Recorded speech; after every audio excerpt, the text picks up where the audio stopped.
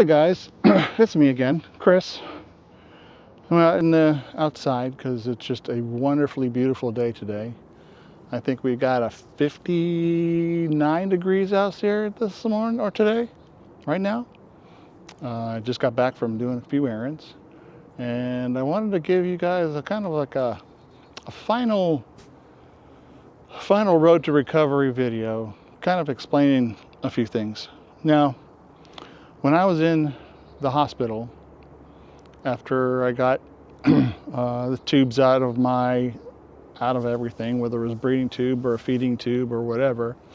One of the things that happened to me is I couldn't taste food real well, and so I mean, just the texture of like chicken was just, oh, I felt like I was eating straw. Everything that I tasted was just awful, and because of that, they gave me what is called, I'm sure you've heard of it, the Ensure, like the old people's drink. Well, I'm 55 and they'll probably say, oh, it's for you. But no, just because I needed to have protein in my body and get it in there somehow, some way. And it was just one of those things where after you get in a major severe accident like that, shit happens, I guess, with your body and stuff, and as you're going through everything. And Scrappy's out here, and I'm in my little Adirondack chair that I've got out by the pool, and just no, the pool's not open. It's too cold for that, especially here in Maryland. But just one of those things where you end up, I guess, because I was in the hospital for so long and I was in a bed for so long and everything else, I hit a depression. And that depression caused me to lose 100 pounds while I was there. And I didn't get that weight back, or any of the weight back, till I left the rehab center after the hospital. I don't think it was because I couldn't taste anything. It was just so awful. And then I couldn't take the Ensure anymore because that was just getting disgusting, and I was throwing that up. But all through the time in the hospital, I leaned on my faith. I leaned on my family. I leaned on my friends. I mean, I had friends from work come visit me a few times, and that was just fantastic. They were just great. The medical staff was fantastic, incredibly professional. They kind of cared for you. It was funny. I came because I think I was the longest ever to be in the intensive care unit. I think it was like 2.5, almost 3 months, that every one of the nurses got to know me. So, oh, hey, Mr. Barra, you're still here. How are you doing? I'm doing fine, so on and so forth. And they rebuilt my knee. They rebuilt my pelvis.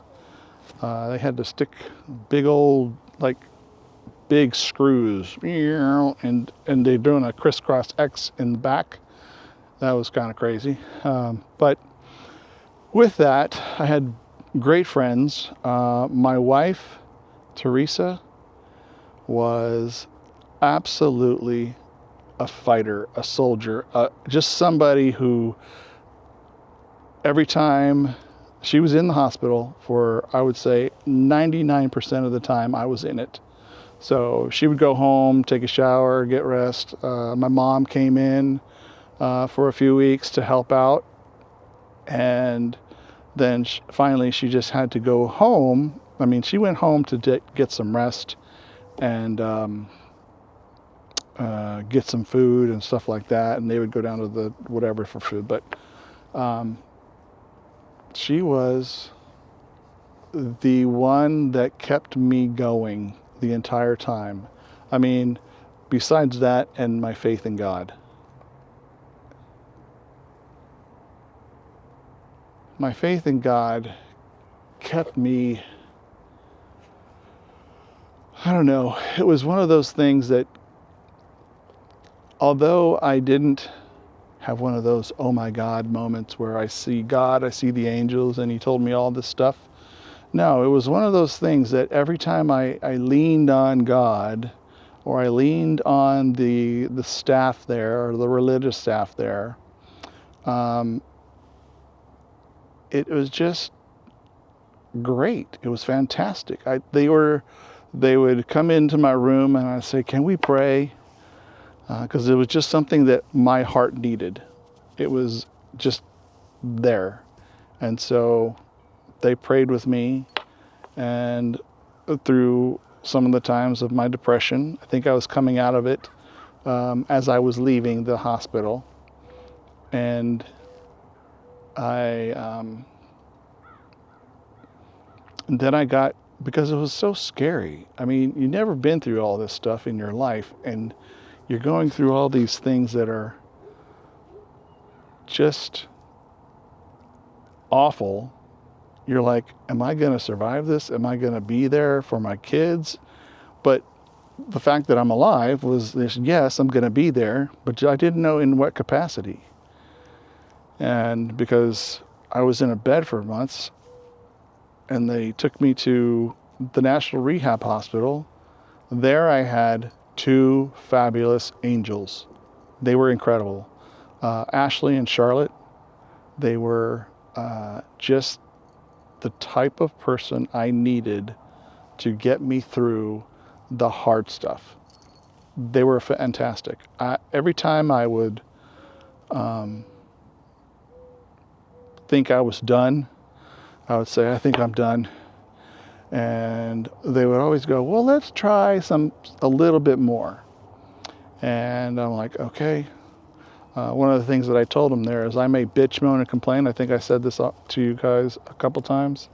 I may bitch, moan, and complain, but I'll never say no to what they want me to do. And so just when I'm dripping in sweat, and they're like, or one of them would go, okay, let's try one more. Okay, and I would do one more, and they'd be like, okay, let's do one more, and then you're done.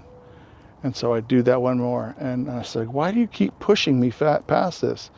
And she's one of I think it was Ashley that says, when you think you're done, you have about 35% more that you can do. I'm like, how do you know? She's like, Chris, you've been here so long that we get to know our patients really well in 2 weeks, but you've been here a little longer. I know I can push you this far. You told me you won't say no to what I want you to do, and doing it just that little bit more gets you out of here sooner. And I'm like, oh, okay. So I kept that mentality, and those guys were, awesome. They were the people that I needed to keep me going. Of course, my wife was there on the weekends just because she had to keep the house going and stuff like that. So it was just my faith in God and my family and my wife and my friends that really were that thing that I needed to keep going. I mean, you should see me every time I got a visitor. I was like, "Ooh, yeah, all right." Especially when you're laying on your back for 6 months. That's not great. Or you're laying on your back for 6 months. You've got a catheter. I had 3 catheters, 2 in my livers, I think. I don't know. I had 2 in whatever other mechanism in my body that does, whatchamacallit, get you out of that stuff. But anyway, I just want you guys to know that, and be aware that lean on your family, lean on God if you're ever in that. And so I love you. I'll talk to you later. Have a good day. Oh, yeah. And like, subscribe, share. I don't have too many subscribers, but if you share it out, and you make comments, that helps the algorithm. But anyway, thanks a lot.